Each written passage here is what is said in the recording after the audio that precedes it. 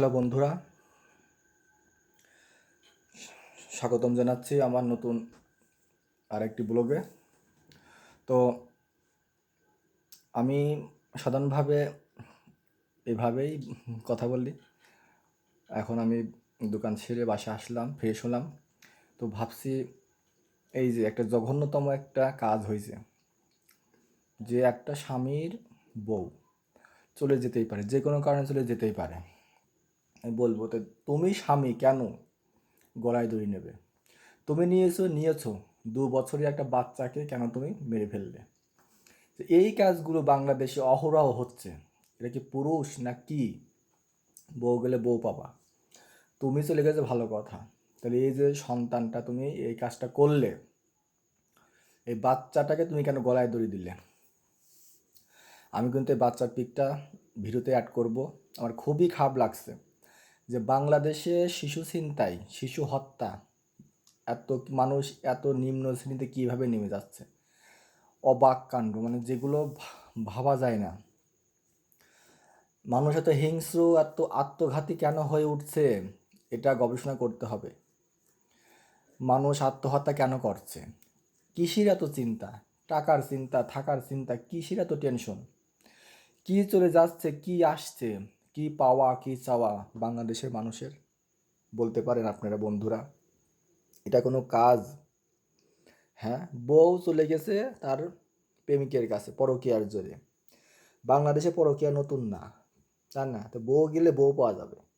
তুই যদি বেটা মানুষ হোস তাহলে বউ কি পাওয়া যাবে না? বউ পাওয়া যাবে।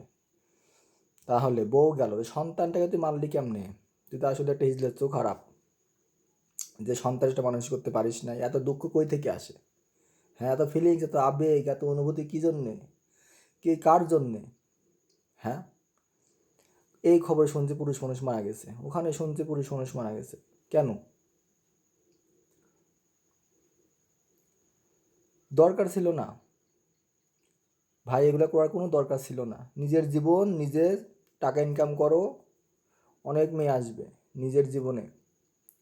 নিজের টাকা ইনকাম করো, ভালোভাবে থাকো, ভালোভাবে থাকো, ধর্ম পালন করো, নামাজ কালাম পড়ো, মুসলমান হলে নামাজ পড়ো, তোমার যে ধর্ম সেই ধর্ম পালন করো। মা বাবা আছে, ভাই বোন আছে, সমাজ আছে, দেশ আছে, এত সুন্দর পৃথিবী ছেড়ে যাওয়ার দরকার কি? তুমি গেছো, আবার 2 বছরের বাচ্চার গলায়ও তুমি গলায় দড়ি দিয়ে সাথে বুকে নিয়ে মারা গেছো, এটা কথা? খুব খারাপ কাজ। এগুলো বন্ধ হোক, আত্মহত্যা বন্ধ হোক। আমি প্রশাসনের নিকট আবেদন জানাই যে এগুলো বন্ধ হোক, আত্মহত্যা। আপনারা একটু দেখেন কী কারণে পুরুষ মানুষ এত এত চিন্তা মারা যাচ্ছে। তার সঙ্গে মা, এর আগেও খবর শুনেছি যে মা তার 2টো বাচ্চাকে নিয়ে মারা গেছে।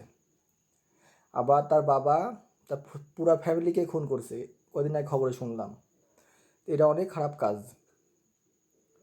আল্লাহ, তুমি এই বাংলাদেশে রক্ষা করো, আত্মহত্যার মতো এই জঘন্য কাজ থেকে সবাইকে তুমি দূরে রাখো।